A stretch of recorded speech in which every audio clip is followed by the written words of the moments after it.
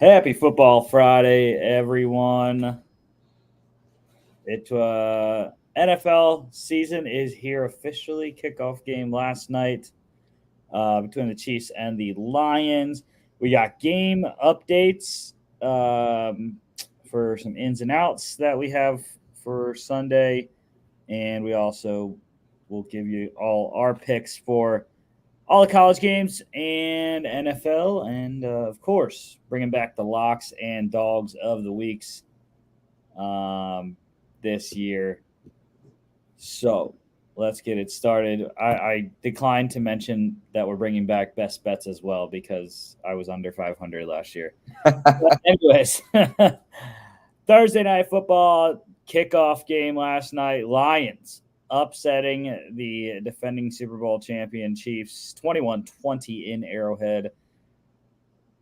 And yeah, no Travis Kelce, no Chris Jones. It made a difference. I mean, the connection was not there with most of the young receivers and Mahomes. And then defensively, I don't think it was as evident because the Chiefs were doing decent on defense, but early on in the game, anyways, I thought they were getting gashed up front in the run game. So I don't know why the Lions didn't do that more. I mean, Monty did get 21 carries, but still disappointing as the Chiefs better. And yeah, it was a shocker to most of the football world there. Yeah, it's one of those rare games where the underdog wins, but you can clearly see why the favorite lost. I mean, losing your best offensive weapon and probably your best defensive weapon as well in a game. I mean, it cost you, and it cost the Chiefs this game. I mean, Kadarius Toney, the worst hands in NFL history, probably. That was some of the worst receiving play I've ever seen out of a player. I mean, it's very difficult in a team sport to look at one player and go, "You lost this game for this team." But I can only point the finger at Kadarius Toney. I mean, he dropped a ball that went straight into Brian Branch's hand, and it was a pick six. And he dropped what, 3 other passes? Like he was awful. He was really awful, and it's one of those things where if he doesn't even play, this might just be a 20-13, 20-10 Lions win. I mean, not Lions win, Chiefs win. But because he was on the field, he cost this team at least 10 points. Yeah, I was annoyed by that. I was annoyed by the non-usage of Sky Moore. Three targets. He had a drop and 4 rushing yards, which was great for the fantasy team. Chiefs couldn't run the ball at all. Mahomes was their leading rusher. They really didn't run the ball a lot anyways, but they only ran for, I think, 90 total yards. I mean, the Lions only ran for 118 too, so it's not like it was a big rushing night for either side. But still, that's a glaring issue offensively as well that I saw in this game. All right, let's go to the stats here. Jared Goff, 22 of 35, 62.9%, 253, 1 touchdown, no turnovers, which was big indicative of indicating factor of why the Lions won. Plus 1, or no, it was even actually in the turnovers there because of the Marvin Jones fumble. Yeah, the first career fumble of his career. Yeah. Career twice. So, yeah. Mahomes, 21 of 39, 53.8%, 226, 2 touchdowns, 1 pick, 6 carries, 45 yards. Like I said, he led the Chiefs in rushing by a lot. David Montgomery, new player there for Detroit. Pretty good opening game, 21 carries, 74 yards, and a touchdown. Josh Reynolds was surprisingly the leading receiver in this game. Lions receiver had 4 catches, 80 yards, 7 targets.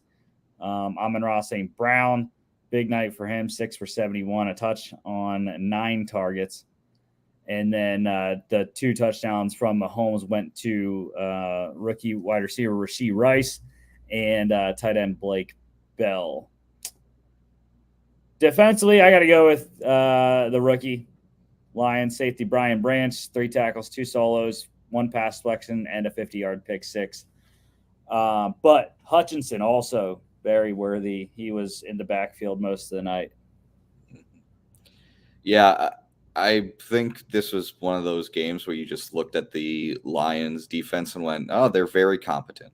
Sure, you could say Patrick Mahomes didn't have any like his big weapon, but you look at the receiving leaders for Kansas City, and did any receiver have more than 50 yards?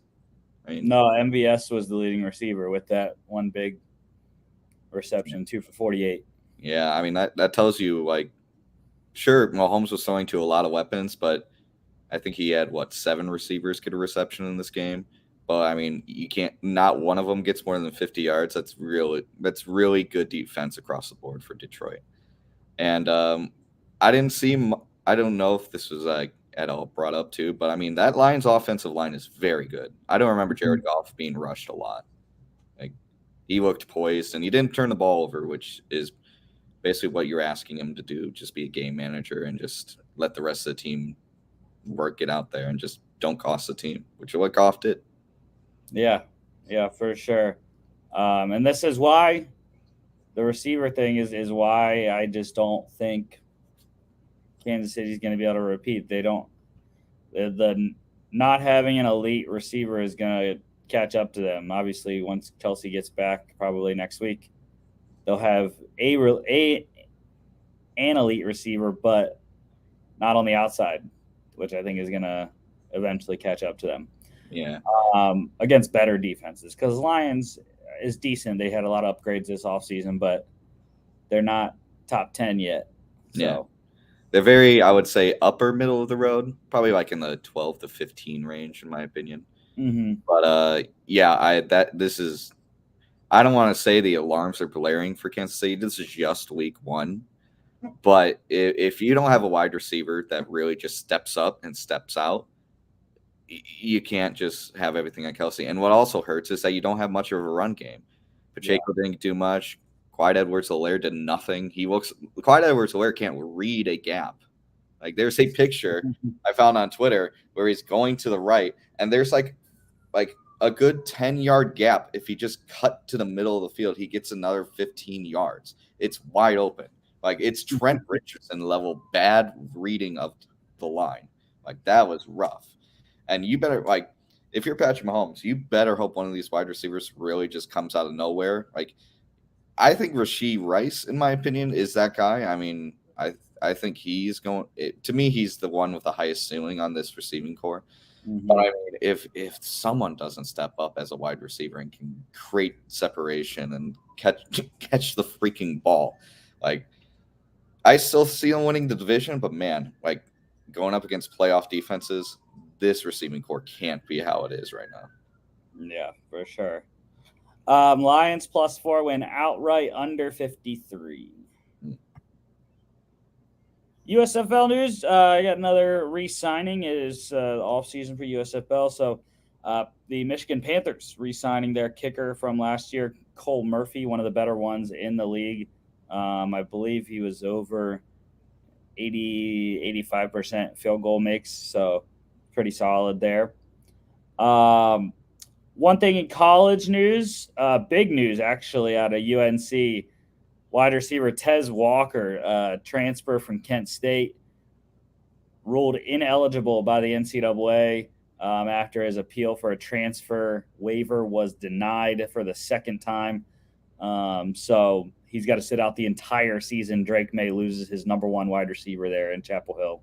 Yeah, that's a big cut into that Heisman hopeful for Drake May. Yeah. All right, NFL news. Some injuries we're monitoring. These guys have not been ruled out yet. I believe all are actually no. Well, I'll just go through it. Panthers wide receiver Adam Thielen, my guy, has an ankle injury. I think he's going to probably be listed as questionable, but we'll see. Seahawks running back Kenneth Walker III. He had a groin issue pop up this week, but Pete Carroll said he's good to go, so he will be in And then Ravens wide receiver Odell Beckham Jr. has an ankle injury as well. Haven't heard anything more on him, though. Wasn't he struggling with an ankle injury basically all of training camp, though? I don't know. I really haven't heard much about him. It's been all Zay Flowers talking in Baltimore. All right, ins and outs here.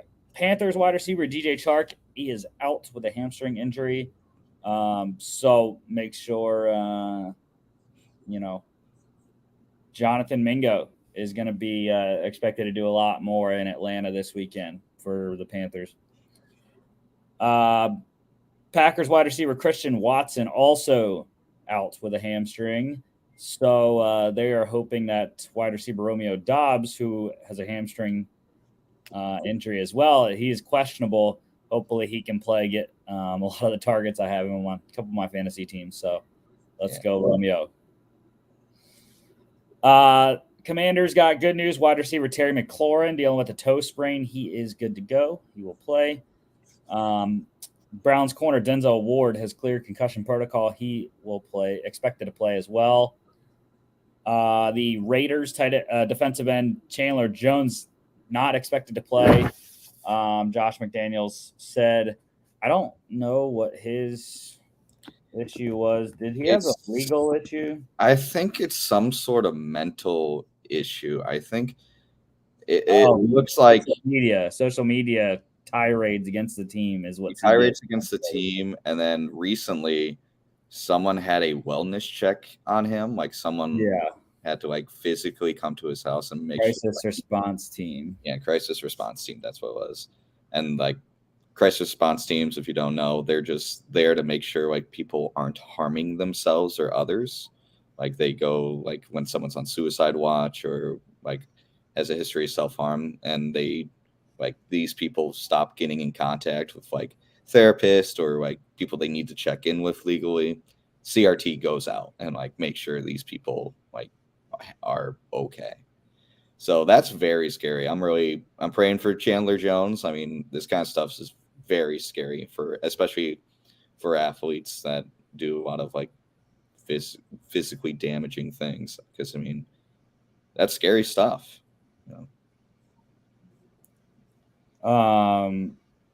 NBC Pro Football Talk has the one thing.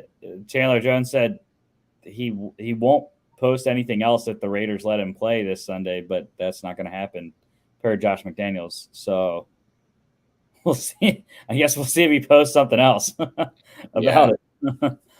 But yeah, he will not be in attendance there. Giants wide receiver Wan'Dale Robinson coming back from his ACL tear from last year. He is doubtful. And tight end Darren Waller for them, hamstring issue. He is questionable. And then your Vikings, new defensive end Marcus Davenport is questionable with an ankle injury. We were doing so well with injuries, but from what I hear, it's not severe. It'll probably just be lower reps in the game.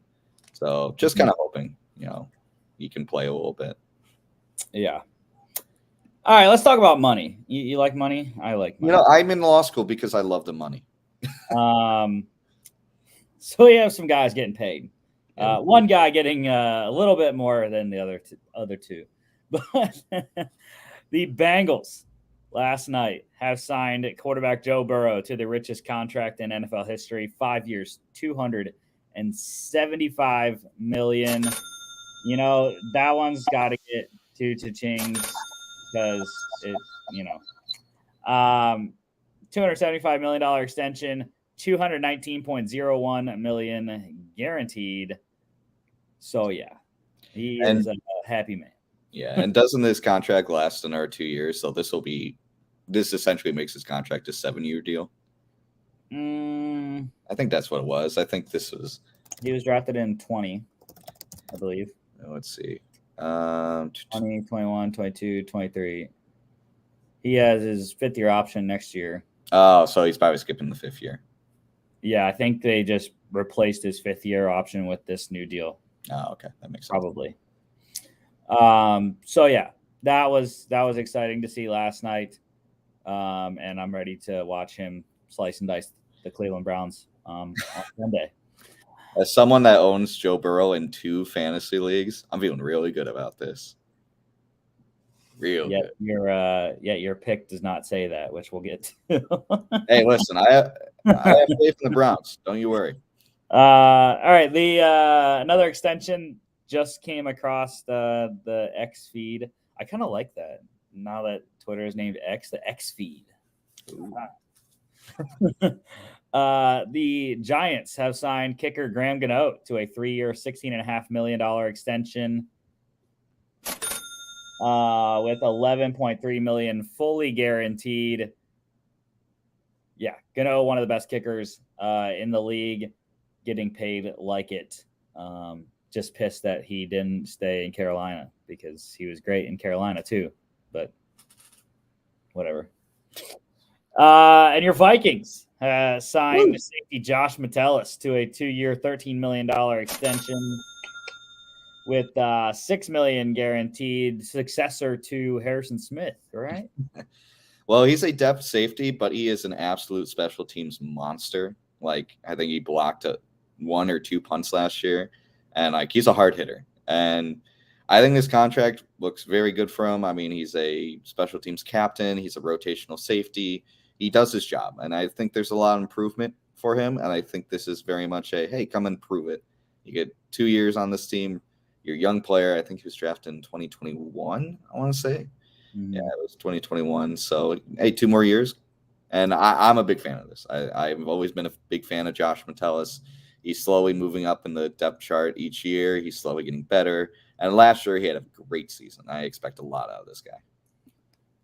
Yeah, and like I said, I think the value of this contract shows that the Vikings are expecting him to take the jump and be the safety of the future, one of the 2 safeties of the future. 2020, actually, 6th rounder. 2020, that's right. I couldn't remember it was the year after the COVID draft or the COVID draft. So, not the 2020 draft pick of the Vikings. I was hoping they would extend, but hey, this is a pleasant good signing. All right, let's hit into college football picks here. Here are the pick standings after week 1. Ugh, I'm not doing well. Logan crushing the field, 27-3. He had no lone wolves though, so we got to kind of put an asterisk on that because you and I went out of our way to try to pick some teams. Listen, no risk, no reward. All right. Yeah, I take too many risks. So collectively, you and I went 0-5 on lone wolves. Yikes. I lost. Hawaii lost to Stanford. UTSA lost to Houston. You had South Carolina, who lost to North Carolina. LSU lost to Florida State. And then Austin P lost to Southern Illinois in our FCS game of the week. Ugh, not doing well. But it's all right. You're only 3 games back. Hey, it's filthy casual. I ain't too far back. Yeah. So we're still in play. Long season to go. So let's look at our picks here. We got one game to talk about tonight. I think it's actually going to be pretty good. Illinois heading to Lawrence, Kansas to face the Jayhawks.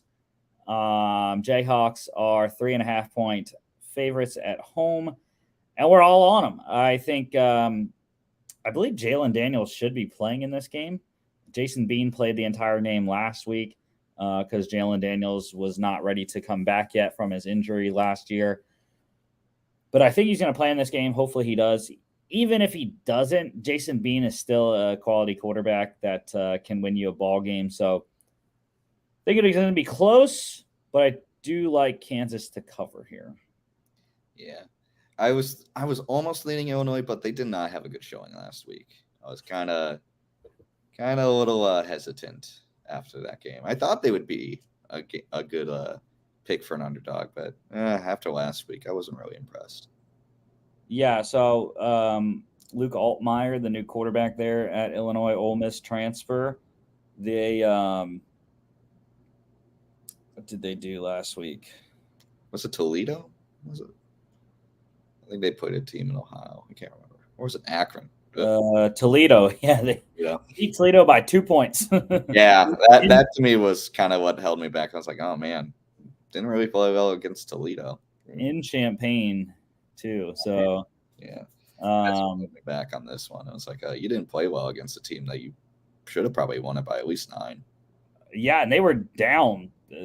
They were down 19-7 early in the third quarter, and then they had to kick a game-winning 29-yard field goal to win it with 5 seconds left. So yeah, that one went right down to the wire, and Altmaier 206, 2 touchdowns, 1 pick, but yeah, I think ESPN's matchup predictor actually has Illinois winning 58.5%. So maybe they know something we don't, but I know the Illinois defense is still very good, even though they gave up 28 to Toledo. But it's a home game for Kansas. So total is 56.5. I like the under because of Illinois' defense. Under 56.5. 7:30 ESPN 2 tonight. Tomorrow, go Dogs. Ball State heading to Athens to play number 1 Georgia. 42 for the Dogs in this one. They were 50-point favorites last week against UT Martin. Did not cover that. They're not going to cover 42 this week either. Just saying, because Georgia doesn't cover big spreads like that. So yeah, it started slow last week. Got it together. 48-7 win. I'm good. They're going to have a good time again in Athens, and just got to get some more grease on the wheels and get into the season here. Yeah, I mean, the nice thing is, especially with Georgia, it's not only are you playing a cupcake team, you have an awesome defense already.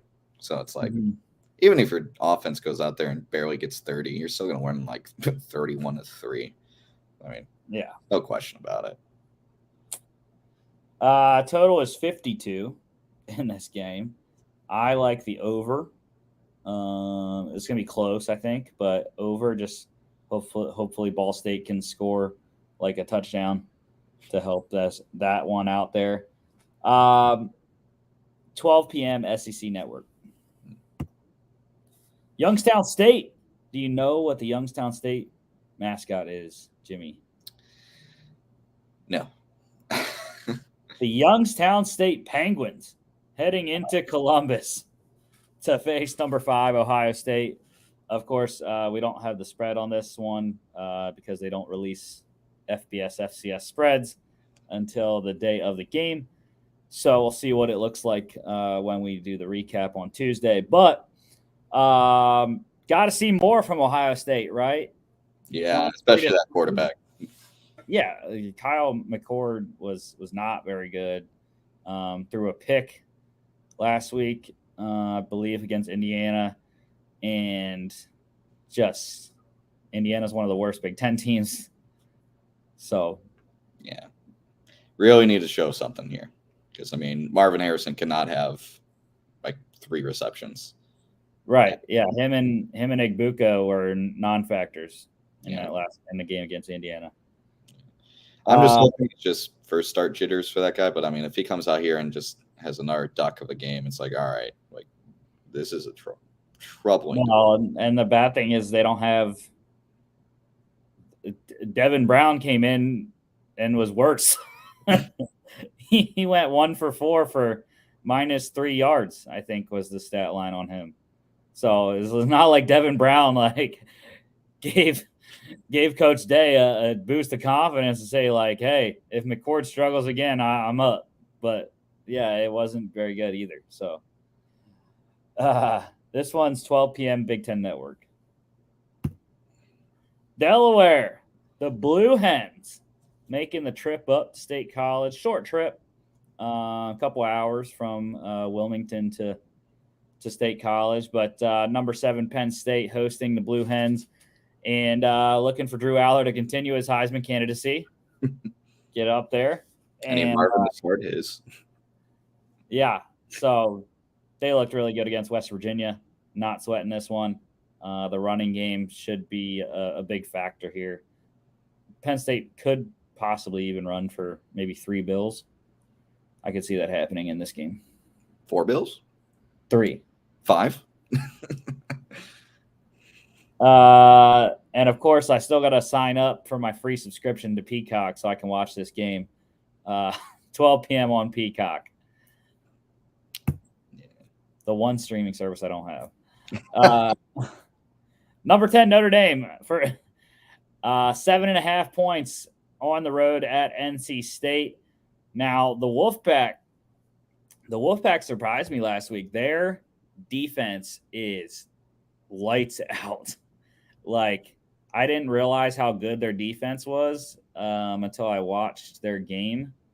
Or I don't think did I watch their game or did I? Let's see. Oh, yeah, the UConn game.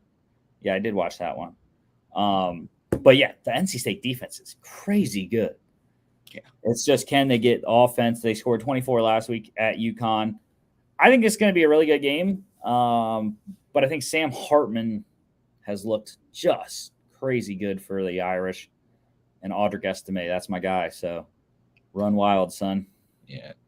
I'm calling it right now. This is going to be the win that encourages Notre Dame fans to start being delusional and calling themselves national champions. They're going to be insufferable on Twitter and wherever you get your sports news. This is going to be the catalyst of the Notre Dame, just like circle jerk where they're CFP. Yeah, they're gonna start. This is gonna be the win because they're like, oh, we beat actual competition, and it's NC State. Hey, I mean NC State's gonna get interesting, but they're gonna look at this and be like, oh, we're making the playoffs. We're making it. Calling it right now. Yeah, dueling transfer quarterbacks here, Sam Hartman and Brennan Armstrong. The total is 50 here. I like the under. I just mentioned the NC State defense, under 50. Yeah, they're literally a top 15 defense. And just for reference, if you didn't know, anyone out there, there's now 135 FBS schools. So 15th out of 135 is pretty solid. So many. 12 p.m. ABC. Number 12, Utah, the Utes, head into Waco to play the Baylor Bears. And we're all on Utah. It makes sense. Baylor lost by 11 to your team, Texas State. Let's go. And I thought they looked pretty good. Utah did against Florida. So, yeah, the Utes should. And Cameron Rising should be back for this game, I believe. So, should do well. Yeah. Total is 46.5. I'm leaning under, but not 100%. 12 p.m. ESPN. Troy Trojans on the road at number 15, Kansas State, in Manhattan, Kansas. 16 points for Wildcats. Will Howard looked good last week. They played an FCS team, I believe. SEMO, right? Yeah. 45-zip against SEMO. Troy coming off a win over Stephen F. Austin. Just by 18, though, so it's a little concerning, being an FCS team only by 18. But, yeah, Kansas State should do well in this one. Giddens, the running back, Will Howard, quarterback, and the defense, I think, should play pretty well. This one, total is 50. I like the over a little bit. Not sure, though. 12 p.m. FS1. This is the one everyone's going to watch. Nebraska at number 22, Colorado. 2.5 points for the Buffs in Deion's home debut. And I don't know why this line is so close. I think There's no way, absolutely no shot that Colorado does not win this game by more than 3 points. No chance. Yeah, I don't want to fully agree, but I think you're leaning correct there. I think Nebraska should have won against Minnesota. They plainly didn't, and it's just their fault for not beating Minnesota. And it's just Nebraska has always been this way. I mean, it's just they leave so much out on the table and they just don't capitalize on chances and then they flounder. You know, Colorado last week, they beat TCU with an outstanding offense. And TCU is a very good offense himself. Nebraska, they don't. Nebraska does not have a good offense. And I don't know how they keep up with the Colorado offensive machine. Yeah, that's the thing, that it's the defense. I think played well for Nebraska against Minnesota, held them to 13 points, but like you said, the offense only scored 10 points, and Jeff Sims threw two picks last week. Weren't they like both? One in the red zone right before halftime. Yeah. So yeah, I think that even if it is close early, I don't think there's any way Shedeur Sanders and that offense will not pull away at the end. So yeah, I am hammering -2.5, -3, whatever, on Colorado. I absolutely love that line. Lock of the century. You heard it here first. Total is 58.5. That's tough. I would lean under, I think. I'm not sure how much Nebraska's offense is going to put up. Now, that's another thing, though. Like, we're talking a lot about Colorado's offense and talking both sides for Nebraska. But I should mention Colorado's defense did give up 42 last week. Yeah, I mostly just attribute that to TCU having a very good offense. Not that Colorado has a good defense. I think they're mediocre defense, but TCU has always been a pretty solid offensive squad for the last couple of years. Plainly enough, Nebraska hasn't. I mean, I think that Nebraska maybe gets 17-21 on them, but still, I don't think it'll be enough. I think it might actually go over. I think the final score might be like 38-21. Mm-hmm. That's what I'm leaning. I think Nebraska has an okay offensive showing because Colorado's defense is pretty mediocre, but their offense is so limited. I would be surprised if they even get 3 touchdowns.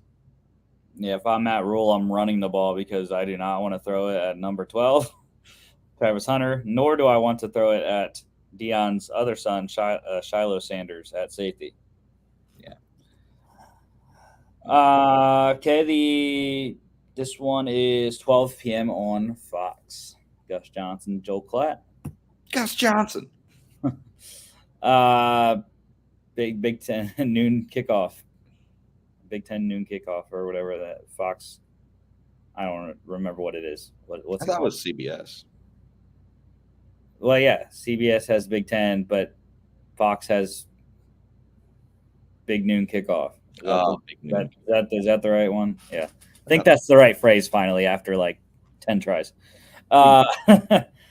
Charleston Southern, the Pirates, heading to Clemson, South Carolina. Number 25, Clemson. Long fall, 16 places. Clemson fell after their upset loss at Duke on Monday night. So a lot of question marks for Clemson. Mm-hmm.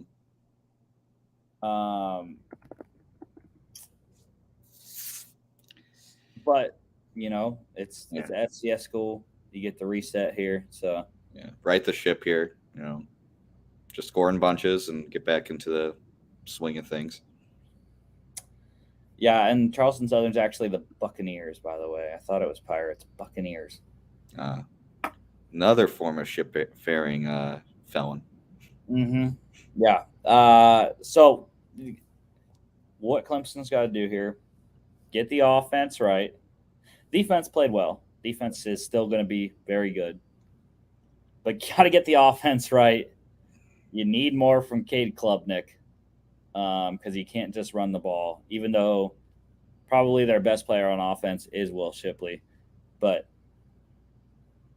the young kids gotta go. So it's good team to play against after a big loss like that. 2:15 p.m. ACC Network. It's a great time slot. Oh yeah, for us mid-afternoon junkies.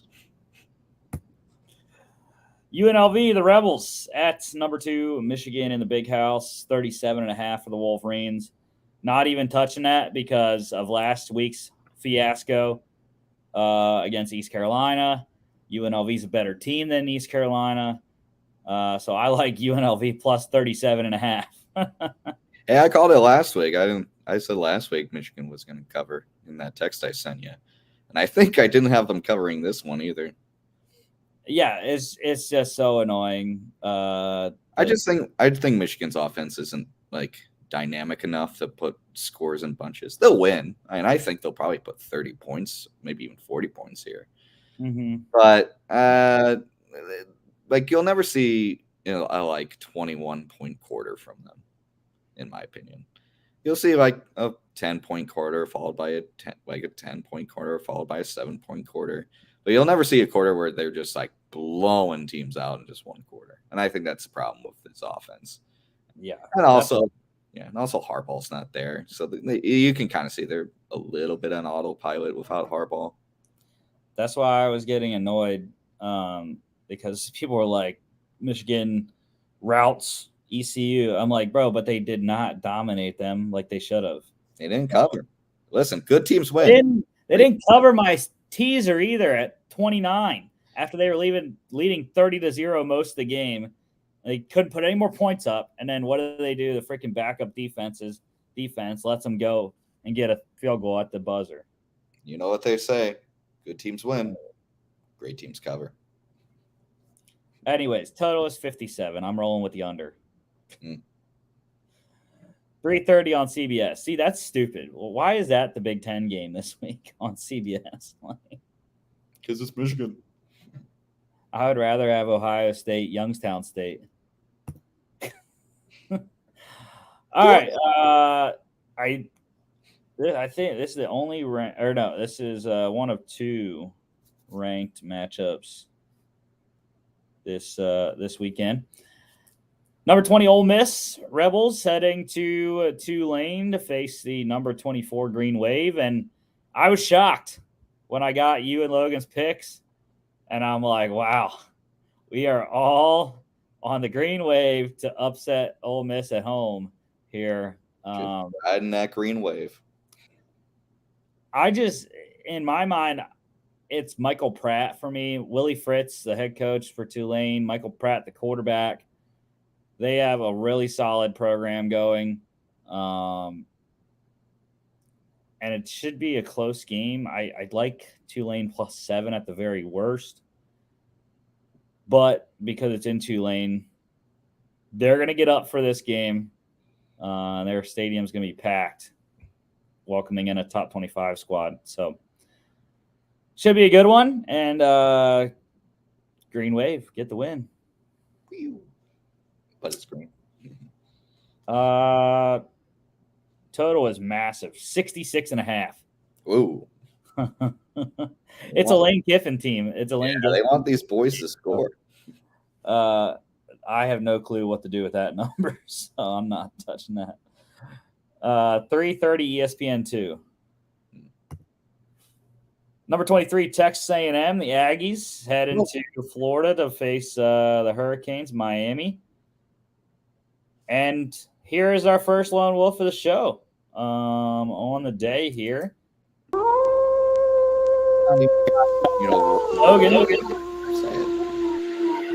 Logan hitting the lone wolf there on the Canes.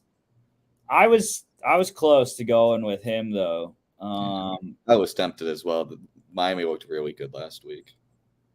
Yeah, it's a tough game, but I think Connor Wegman looked better than Tyler Van Dyke. So I'm going with the young kid in Wegman, and Jimbo Fisher gets it done there in Miami. Total is 50.5. I'm going with the over. I like points in this game. 3:30 ABC. Let's go. Oh, Texas Boys! on the road at the UTSA Roadrunners. 14 for the Roadrunners at home here. Garbage. And you, sir, are lone wolfing there with your Texas State Bobcats. New favorite team. Gotta stick with them, you know. I was shocked to see the line at 14 after what they did at Baylor last week. UTSA did not look very good against Houston, partially because Frank Harris threw 3 picks. But I just don't see the Texas State defense being able to hold up against the UTSA offense. I think their defense isn't as good as Houston's is. And also, Baylor put up 38, I think, or 32, something like that. So I think the UTSA offense is going to turn it around this game, and they're gonna win this one. But GJ Kinney, though, put on a good showing week 1, I will say. Sure did. I feel like this one's going to be a shootout. Yeah. Unfortunately, though, I'm not touching the over. 65.5. Ooh. No, not doing that. Nope. I usually, if anything's over 60, I usually don't touch it because that's a lot. That's a lot to hope for. This one's 3:30 ESPN Plus. Got to have the subscription to watch it. Of course. Or you do something else that we can't say on air. Tulsa going to Washington, number 8 Washington. Huskies getting 34 at home. The Golden Hurricanes here of Tulsa. Yeah, it's not going to be pretty. Michael Penix might throw for 5 again.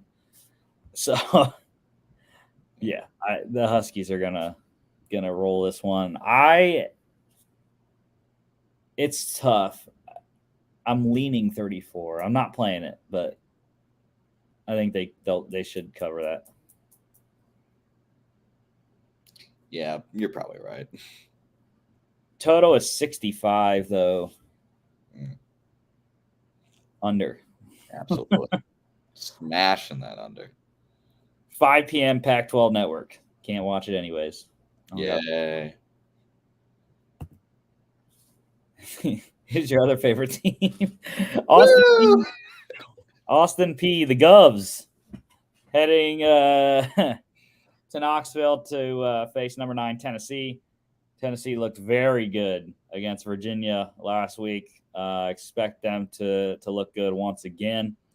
The running game was just crazy.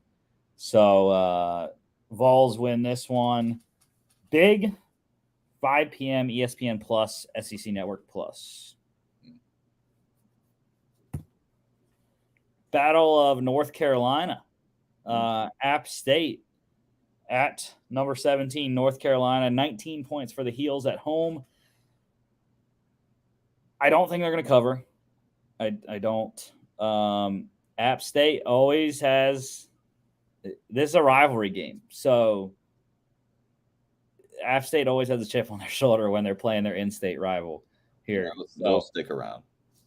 Yeah, I like App State plus 19, despite Drake May on the other side. Give me the Mountaineers spread here. And total is 58. I like the under. And I don't think the big thing is North Carolina's defense played just spectacular last week. 9 sacks on Spencer Rattler. Don't think they're going to get 9 again. No, probably not. But yeah, that is one of the reasons why I like the under there. 5:15 p.m. ACC Network. ACC Network loves their quarter-hour kickoffs. They're just trying to be different. SMU, the Mustangs, at number 18, Oklahoma. I was surprised it's only 14.5 for the Sooners. They absolutely annihilated someone last week. A couple no names. Can't remember who it was. Trying to look for it right now. Arkansas State, 73-zip. Yep, that was the one. SMU coming off big win over Louisiana Tech. But yeah, Dylan Gabriel, he is the man for the Sooners and should have a really solid game here. Don't really know about the spread because the Mustangs have a decent offense as well. But Oklahoma wins. Not sure about the spread. Yeah. Total is the second highest of the weekend, or third highest, I should say. 68.5. Ooh.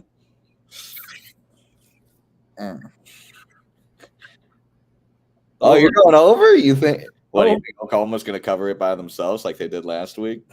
No, but like I said, SMU has a good offense too, so it'll be a shootout in Norman. All right.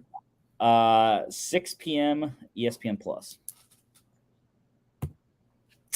Lafayette, give me some Pennsylvania vibes here. Lafayette at number 21, Duke, and I can tell you, I have no clue what Lafayette's mascot is. I believe they're the Wildcats. It looks like either a wildcat or like a cougar or something. Leopard. The leopard. Oh, yeah. There you go. Biologist. It's a different kind of cat that I've ever seen. But yeah, the Leopards at the Blue Devils. Number 21, Duke Blue Devils, that is. Yeah, Riley Leonard's gonna. That's one thing I want to see from Duke in this game. Riley Leonard, more efficient passing and getting some downfield chunks. This is really the only thing missing from their upset over Clemson. Yeah. 6 p.m. ESPN Plus, ACC Network Extra. This is the one. This is the one everyone wants. Whoa. Number 11, Texas. At number 3, Alabama. Tide getting 7 at home. There is a one Longhorn logo on the board here. So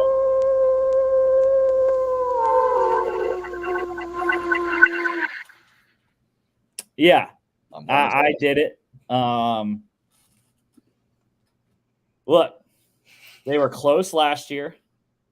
If Quinn Ewers didn't get hurt in that game last year, they would have won. They almost won without him. So Quinn Ewers back for this game, and Texas is going to have something to say. They want revenge, and if Texas really wants to be back, I mean, this is the kind of games you got to get. So I think Sark's going to have them up.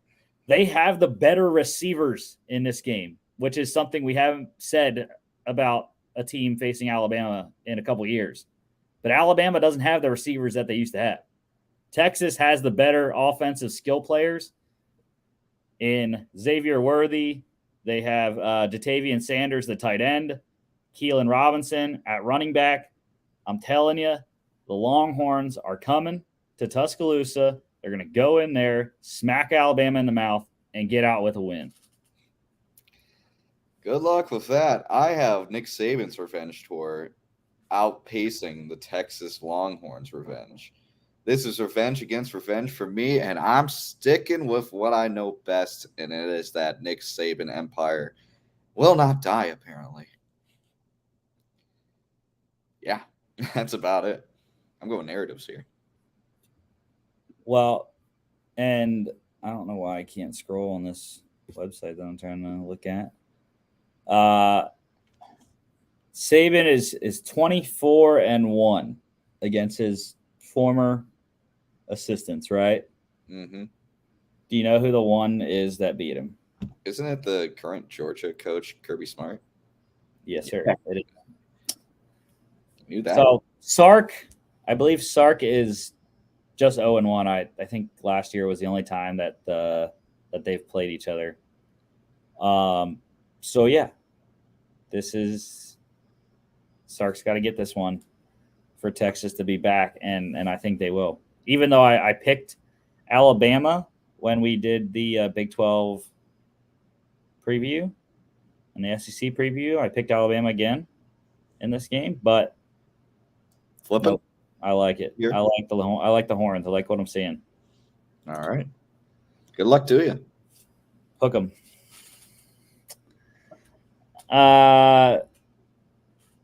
Total is 54.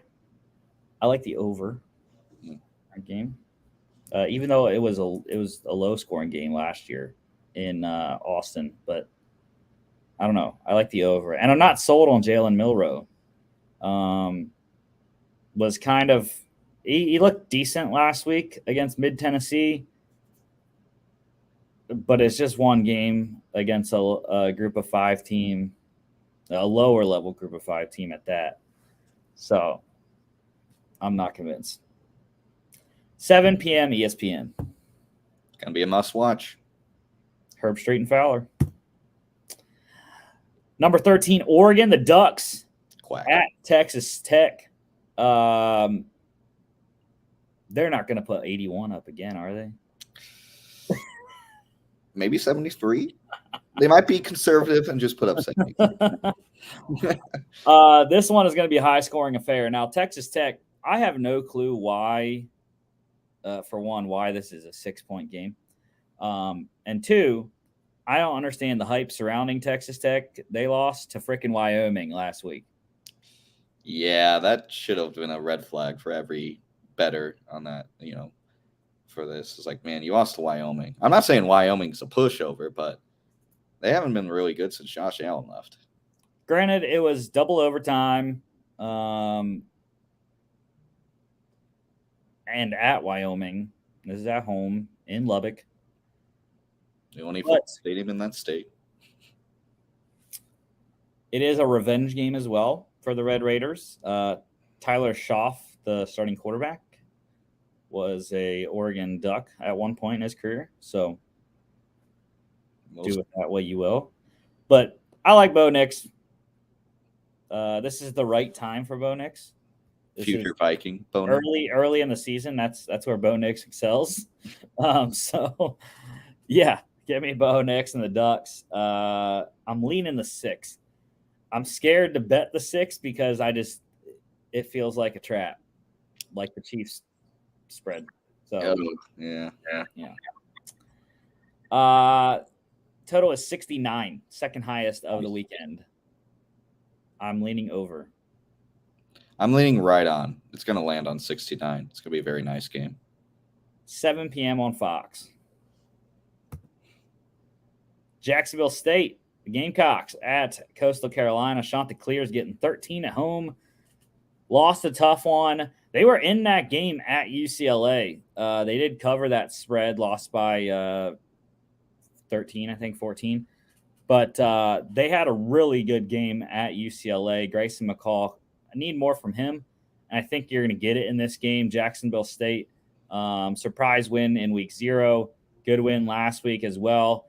But Chanticleers are a much better team. Grayson McCall is a much better quarterback than Zion Webb is. Going with the Chants here.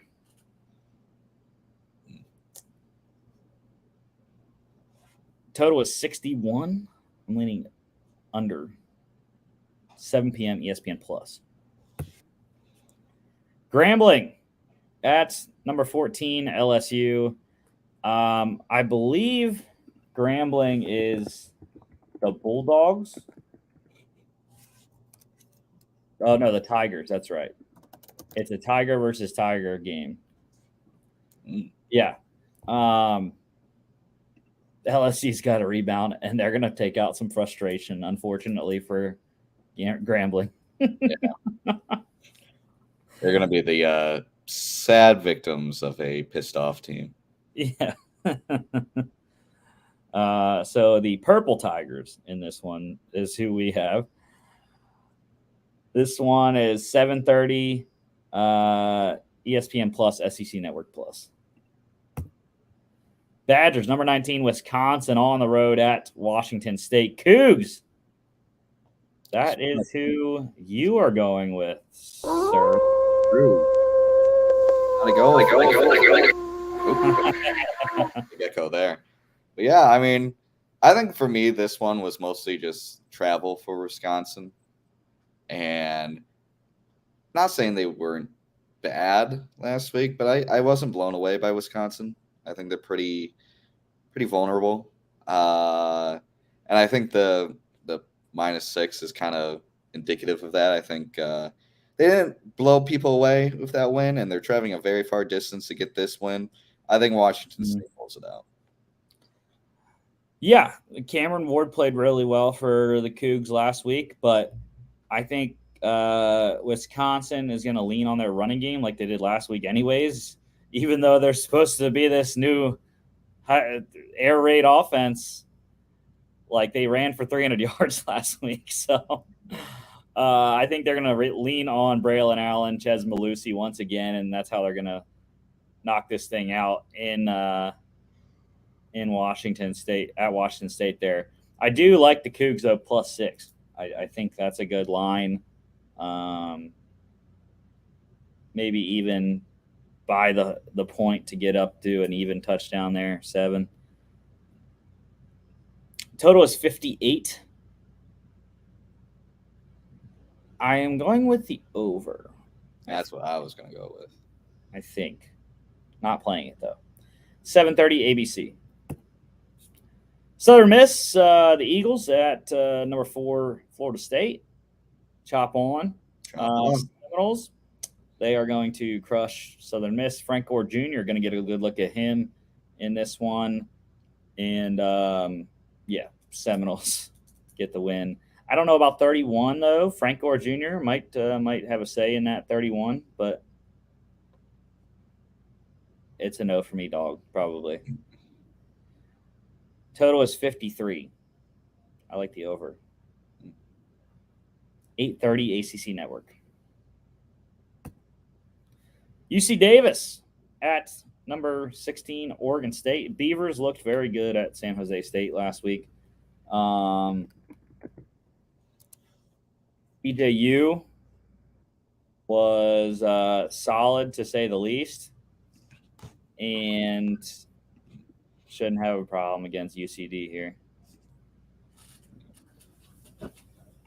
9 p.m. Pac-12 Network. And our final FBS game here, Stanford, the Cardinal, headed to LA to play number 6 USC. 29.5 for the Trojans here. I kind of like Stanford plus 29.5. I don't think, or no, USC did cover last week. They didn't cover week 1 against, or week 0 against San Jose State, though. So Ashton Daniels was surprised me last week. His first start in Hawaii, played very well. The Stanford defense, David Bailey is a monster at defensive end for the Cardinal. But obviously, you have the Heisman Trophy winner on the other side. Caleb Williams should do well. And they'll exploit the Stanford secondary that Braden Shager threw for 330 against Stanford's secondary. So no issues with Caleb Williams doing the same thing. Total is the highest of the week, 69.5 for the latest game that we have. What do you like? You want the points? You want the points in this game? Give me some They points. scored 66 yet last week. Come on, give me more. Stanford scored 38, I think, in Hawaii. So yeah, let's do it. Let's hit the over. Come on, let's get some points on the board. Got to get an energy drink for that one though. 10:30 on Fox. FCS game of the week. This is probably the game of the year for us in the FCS. It doesn't get much better than this game, really. For a week 2 game, it's kind of crazy. But number 3, Montana State, the Bobcats heading to number 1, South Dakota State, the Jackrabbits, defending national champs. Go Jacks, baby. Mark Gronowski is still there at quarterback. He doesn't have Tucker Kraft now with the Packers, but I still think the Jacks can do it, and this will probably be my first FCS game that I watched this year. Super excited for this game. Like, it really does not get much better. Yeah. 7 p.m. ESPN Plus. Be streaming this one with the Alabama game on. All right. I forgot to get our pick standings from last year for NFL picks, but One second, I do have breaking news. The Vikings are releasing Myles Gaskin. However, this is procedural. He will probably sign with the practice squad tomorrow and will be on the active roster for Sunday. I don't know why they're doing this. I think this is something to do with avoiding the fully guaranteed contract. I think doing this makes it not void. So I think that's what the intention is drop him today, re-sign him tomorrow for to the practice squad, and then make him active Sunday. Weird bit of news. Didn't see that coming. Didn't know that was a thing for a lot of football teams, but all right, cool. Yeah. Well, we don't have the pick standings from last year. I know I didn't win. So I believe Logan won, or I can't remember if it was Logan or Mark that won, or Peter, because we had all 4 of us pick NFL. But anyways, first game on the docket here, week 1 NFL. Who is excited? I am. Bum, bum, bum, bum. 2.5-point favorites at the Steelers. And yeah, I mean, why not?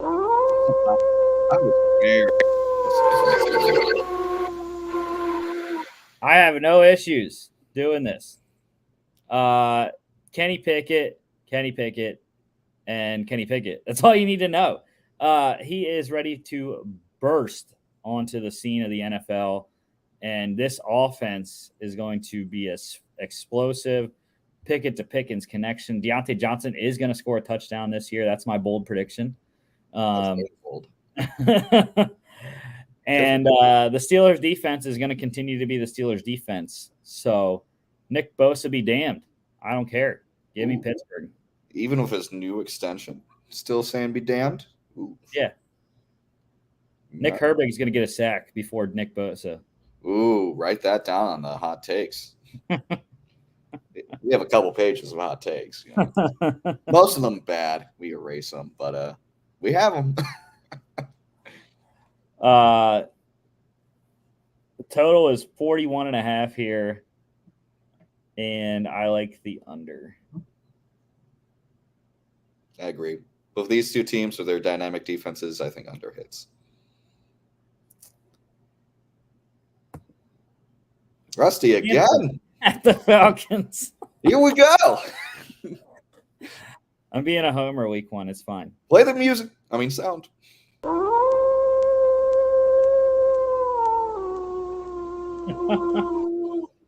Yeah, dude. Once again, man, this is going to be one of the close games of the weekend. And Bryce Young is not shy about playing at Mercedes-Benz Stadium.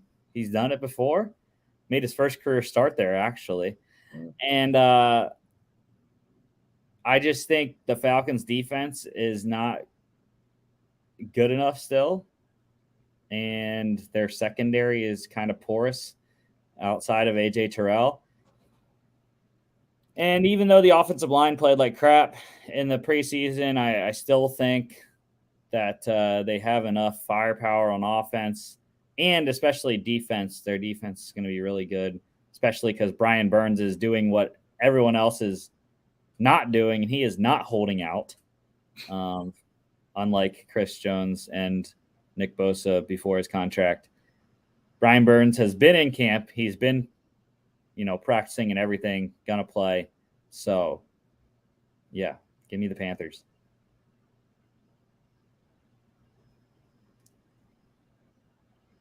Total is 39.5. I'm going with the under once again. Yeah, this feels like one of those ugly close games. One of those games where the team that wins goes, man, that wasn't fun, but okay, we won the game.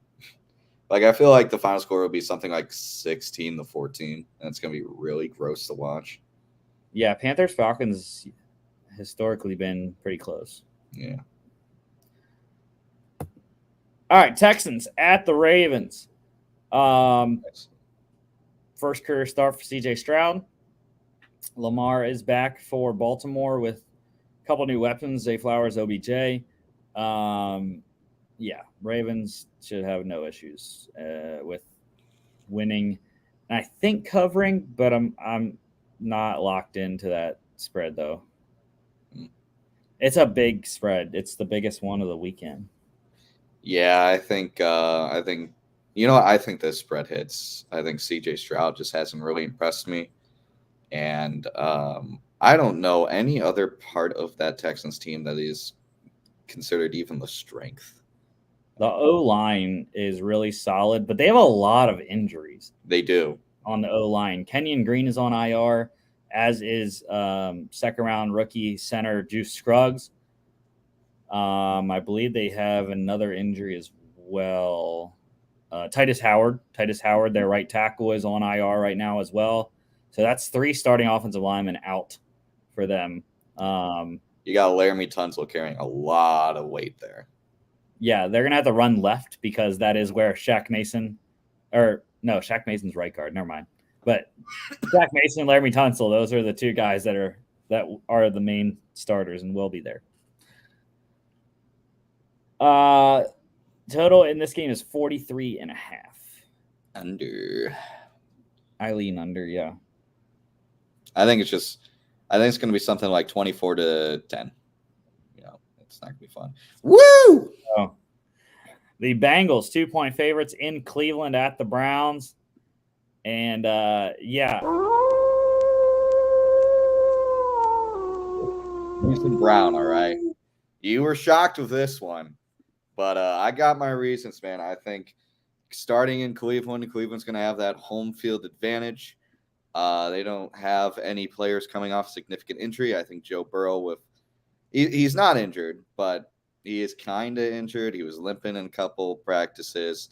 And I think it's safe to say Joe Burrow isn't at 100%. And I think the Browns just take the first one at home. I think they play well. I think it's a good game. But I think the Browns are out to prove themselves. I think Deshaun Watson is going to come out and say, listen, you paid me all this money and swallowed all this bad controversy from me. I'm going to do my best to make it feel worth it.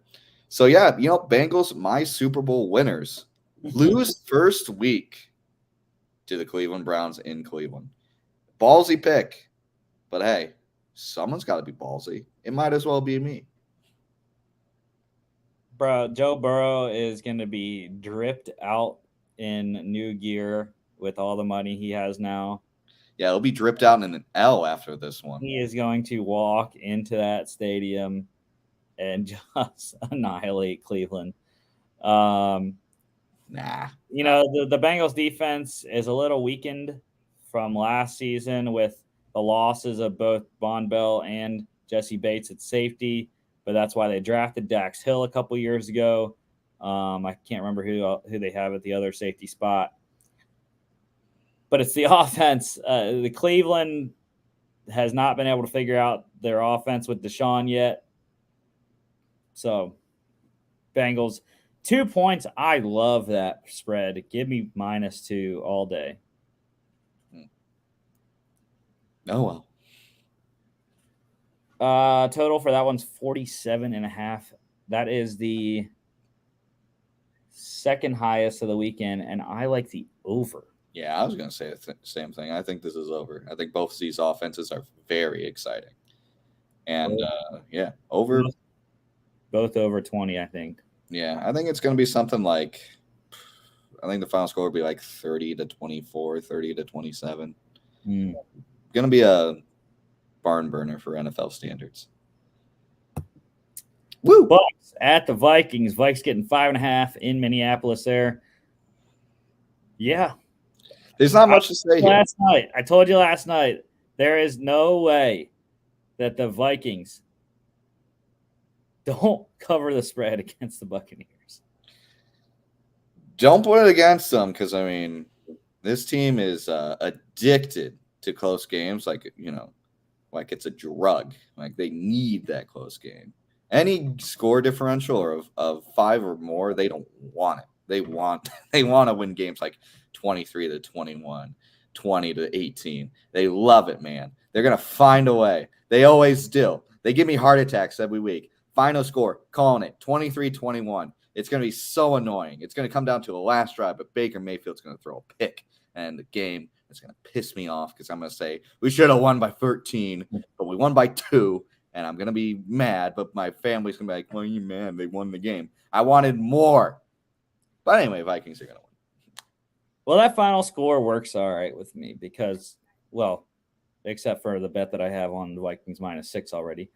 But I'm picking the under, 45.5. I like the under. I don't believe in that Tampa Bay offense, and the Bucks defense is still pretty decent. So should limit the Vikings offense to, I think, a max of probably 28 points in this game. So, yeah, give me the under in this one. Skull Vikes. By the way, if we lose this week, it's over. Titans at the Saints. New Orleans getting 3 points at home. I was kind of surprised. Neither of you took a chance on Tennessee. I know there's a bunch of people that like Tennessee this year for some odd reason. I am in the Tennessee hate train this year. Yeah, I'm in the Tennessee hate train. I was talking to my brother because I think in one of his division parlays, he had Titans. I said, why are you picking the Titans? Absolutely not. Yeah, and there's a lot of people nitpicking the Saints right now as well because of career-wise, Derek Carr has not been the greatest. No Kamara. Michael Thomas, can he stay on the field? What are they going to do? They have a bunch of young defensive tackles. But look, Derek Carr is greater than Ryan Tannehill. Not even a hot take. That's just facts. And the Saints defense is still going to be pretty good. I think that they're going to win and cover this spread here. It's at the Dome. So I like the Saints, and I like them to win the NFC South this year anyway. So it's a good start. Yeah. I have them winning the South as well. Total is 41.5. Leaning under. Yeah, I was going to say under on this. I think it's going to be close. I don't know why.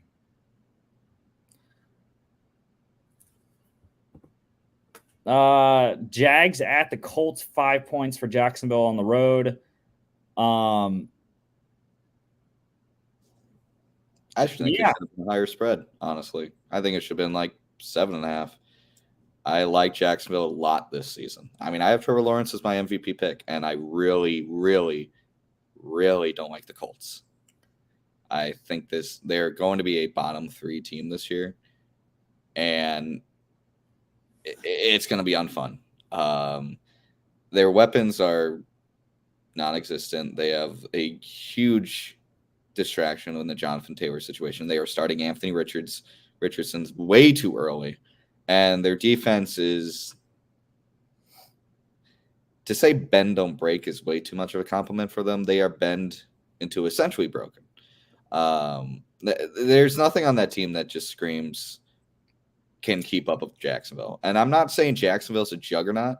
I have them winning their division, but they're Jacksonville's got some offensive weapons right now, and I really don't see any way of Colts matching that with their offense. Yeah, Trevor Lawrence should have a good game to start his MVP campaign for you, because the Colts secondary is absolute trash.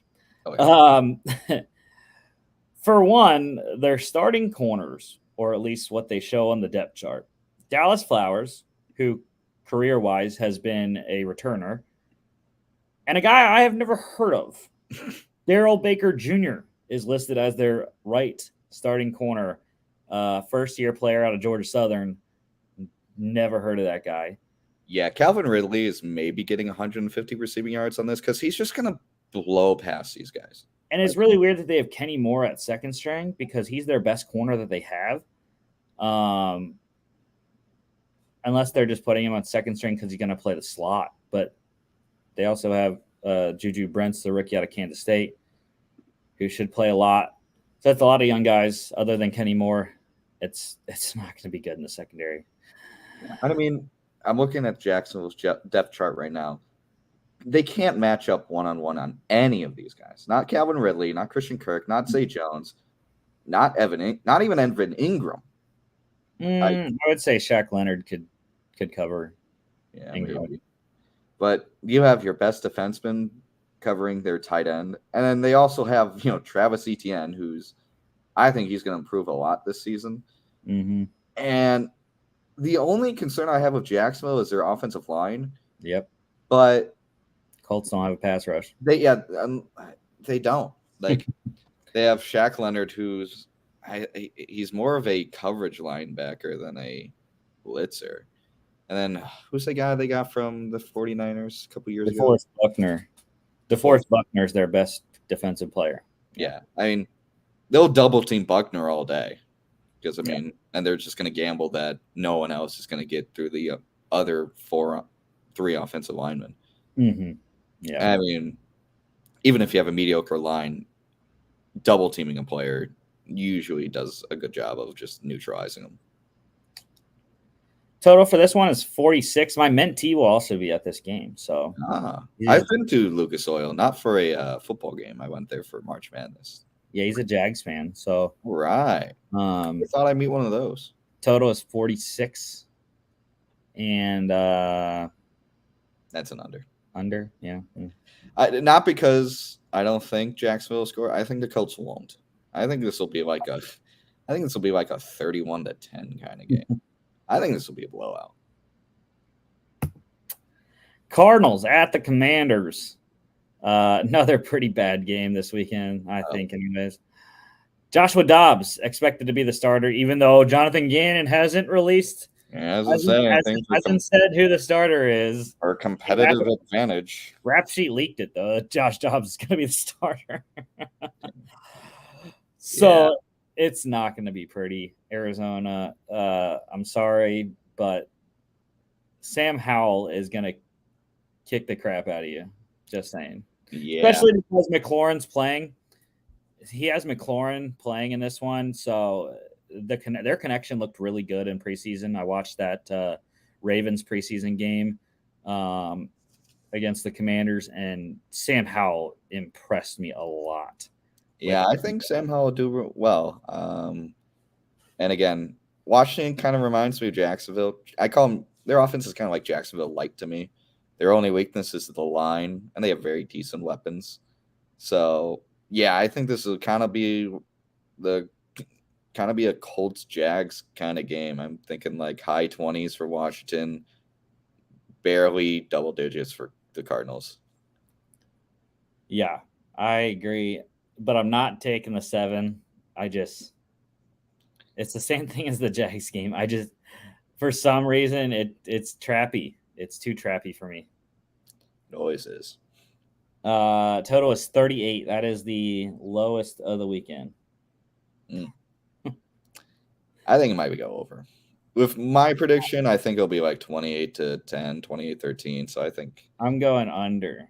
I like 24-10. I think it'll sneak over. It'll be very close, but I think it'll sneak over. All right, 425 games here. Eagles, 4-point favorites in New England at the Patriots. We're all on the Birds, defending NFC champs, by the way, just in case you didn't know. Did they win the Super Bowl? Tom Brady is getting inducted in the Patriots Ring of Honor during this game, I believe, if I'm correct. I think so. He's getting inducted into the Patriots Ring of Honor at halftime of this game, and it's kind of funny because the Eagles beat him in the Super Bowl. What a wild Super Bowl that was. But anyways, yeah, I like the Birds. I like the spread -4. The Patriots did not show any semblance of change in their offense with new OC Bill O'Brien. And yeah, it's just they don't have any explosion on offense. Their defense is still going to be good, but they're going up against a juggernaut of an offense. So, yeah, you're defending conference champions until you're not. And Patriots needed to make a lot of improvements on the offense this offseason. To put it simply, they didn't. They really did not improve. Yeah, and outside of why can I not think of who their left tackle is? Anyways, outside of him, Trent Brown. Left tackle, I believe. Yeah. Got Saquon Barkley. The Patriots' offensive line is not that good. Yeah, it's taken a massive downturn. So I think the Eagles are going to eat up front, and Nolan Smith's going to start well on his Defensive Rookie of the Year campaign here. Maybe Christian Gonzalez, my Defensive Rookie of the Year, could do well as well. Maybe a couple pass breakups, maybe a tipped interception. No. Yeah, just one. Just give me one. You can have a couple sacks with Nolan Jones. I'll take an interception. Total is 44.5 on this one. I'm leaning under. Yeah, it's an under. Raiders at the Broncos, NFC West or AFC West matchup, I should say. No one wanted to take a shot on Mr. Jawline, Jimmy G. But Mr. Gun himself. Yeah, the Broncos 3.5-point favorites in Denver.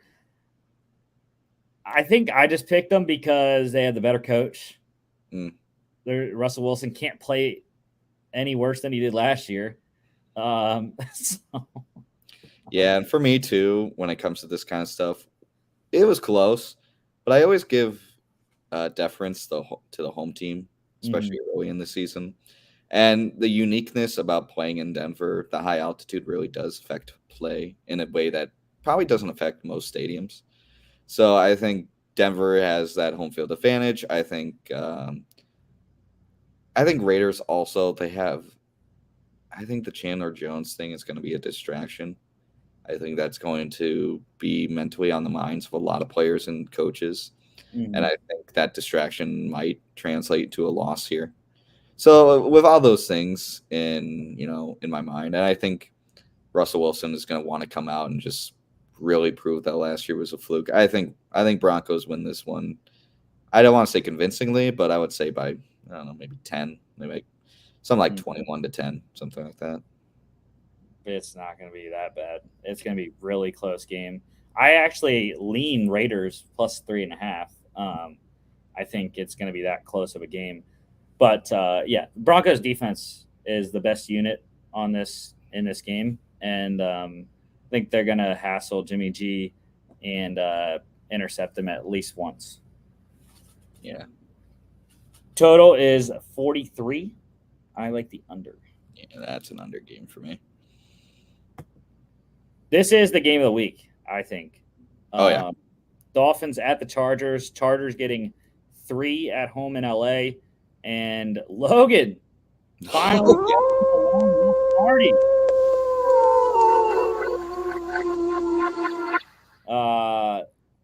Logan is on the board with the lone wolf here finally.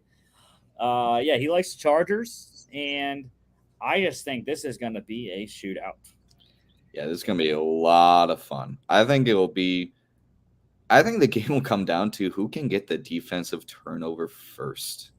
I really feel like who can force the QB to make one bad pass and get that interception.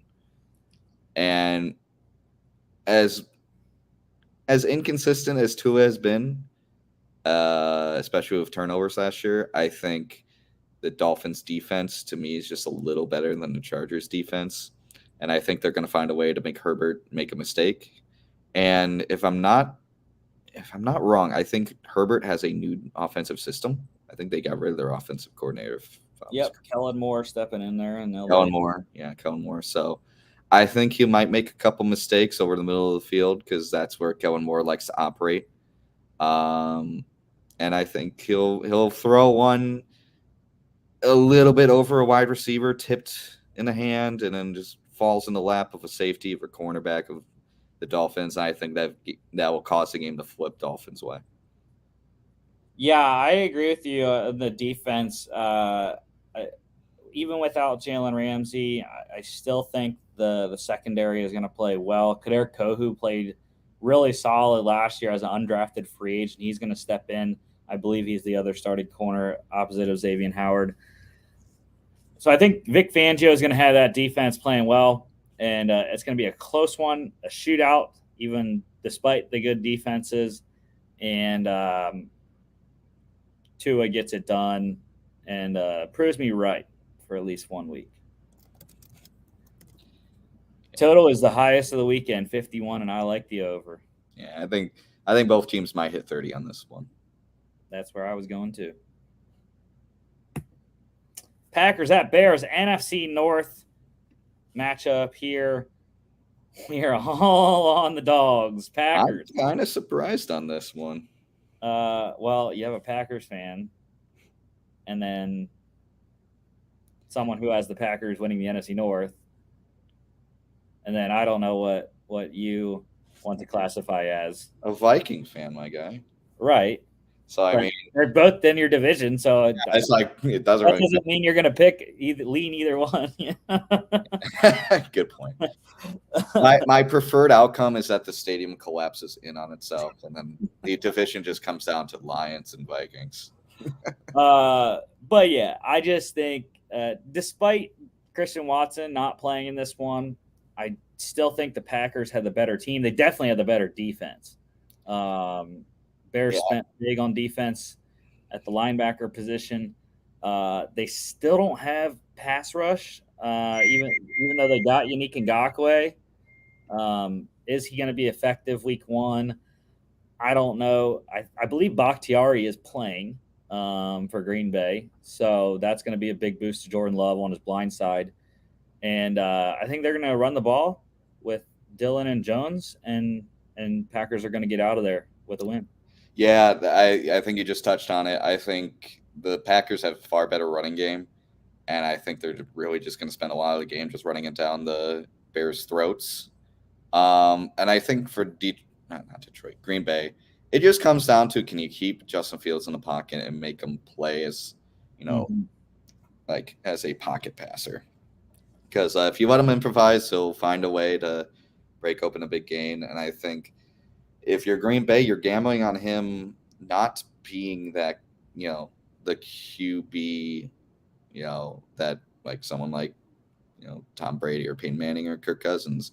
I can't believe I put Kirk Cousins in there. But yeah, someone that is poised in the pocket, doesn't like getting out. I mean, I think you're going to see a lot of Green Bay just 3-man fronts with QB spy and just kind of saying, all right, like we're dropping a lot of guys in coverage. We're having one of our faster linebackers cover Justin Fields and make sure he doesn't get out. And we're daring you to figure it out against us. Total is 41.5. It's tied for second lowest or third lowest of the weekend. I don't really have a beat on that one. Yeah, it's a little weird one. By the way, I gotta get going. All right, man. Having me on. I can't finish out the show, but I got some plans. I hope Tuesday. See ya. NFC West matchup here, Rams at the Seahawks. We are all on Seattle for good reason. I mean, the Rams defense, there is no defense. They're starting so many undrafted free agents.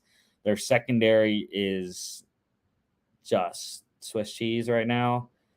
And outside of Aaron Donald, they really do not have a lot of great players on that side of the ball. So I think Geno is going to go off. They're going to be able to throw the ball at will in this game, and that's how they're going to win it. I would not run the ball a lot. Running into 99 is not a great game plan. So run away from him and throw the ball a lot in this one, and that is how our guy John Babington, Seattle Seahawks, will win the game and cover. I like the 5 as well. Total is 46.5. I like the under in that game with the Rams not being able to score enough to get it over.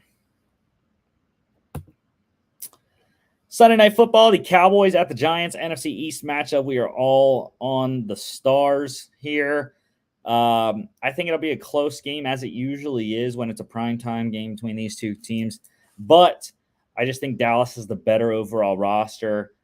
Still suspect on the Giants' offense in the passing game with the litany of receivers that they have that kind of all seem to do the same thing. Darren Waller hopefully is 100% because I have him on some of my fantasy teams, but we'll see how he looks pregame. And the Dallas defense is should be lights out and not let these whoever they are at receiver for the G-men get loose a lot. Total is 45. I like the under in that game.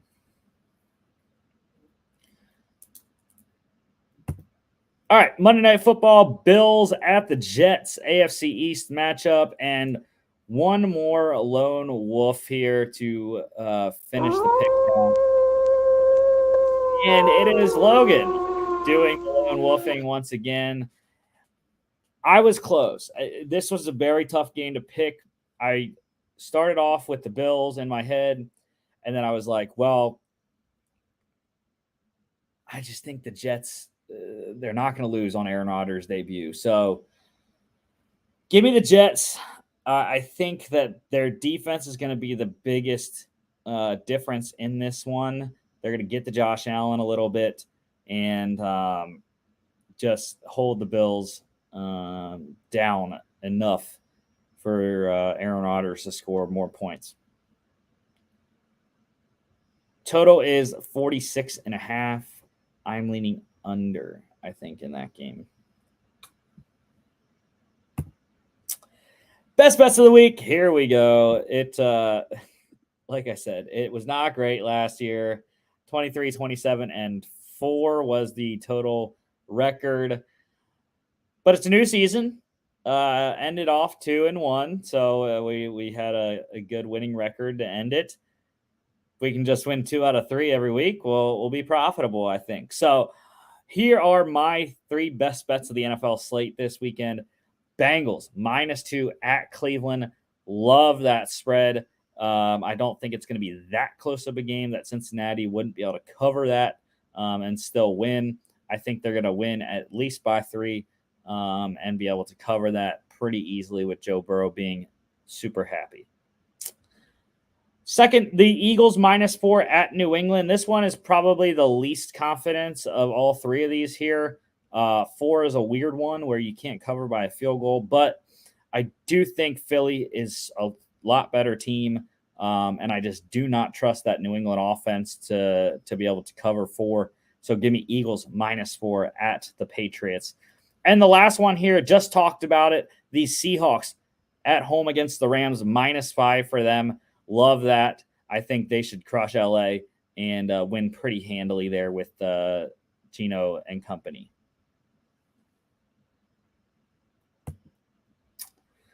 Lock standings. This is how it played out last year. Mark getting the job done, 15-3.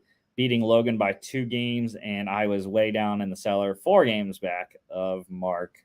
We all ended up winning week 18, though, which was cool. So here are our locks of the week. Logan, Jimmy on the same page with the Seattle Seahawks, kind of in line with my best bet on them, -5.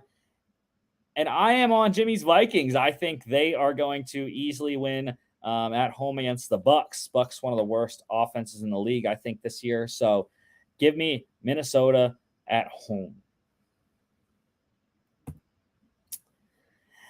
And dogs standings was not a great year for us last year. No one finished above 500. Logan, though, winning the dog standing 17, 18, and 1. I was in second, about 2 games back there, if I did my calculations right. And I guess I did. I don't really know the ties and how many games back is a tie. But anyways, and then Mark finishing 5 games back in the cellar last year. Dogs of the week here. Again, we have 2 of us are on the same side, but Logan going +1.5 at the Bears with his Packers. It's a tough one to cover if they don't win outright. But as you saw, we all 3 think the Packers win outright. And then the Dolphins. Jimmy and I are on the Dolphins +3 at the Chargers. Logan lone wolfing that game with LA. But I just think the Dolphins are going to be able to go in, have the better defensive day, and Tua's going to do his thing on offense, and they're going to win outright as one of the bigger dogs. Last time I looked at it, it was +140 on the money line, so you can lock that one in. And that is the show for today. Next week, week 2 NFL, we'll be back recapping all the games from the Thursday Night Football, Vikings, Eagles, and also any college games that we have on Thursday. And then we'll give you all the game previews like we did today of the major college football and NFL games also. Don't forget to follow us on all our social media at FAA Podcast on Instagram and X, FAA_bets on X as well. Started 0-1 with the Chiefs money line, Chiefs spread last night, unfortunately, but we'll get that back up this weekend. FAApodcast.com is our website. You can check us out here on YouTube, Facebook, and X, as well as Spotify, Apple Podcasts, iHeartRadio, and TikTok at Football Addicts Anon on there. Thank you all for watching, and we will see you back on Tuesday.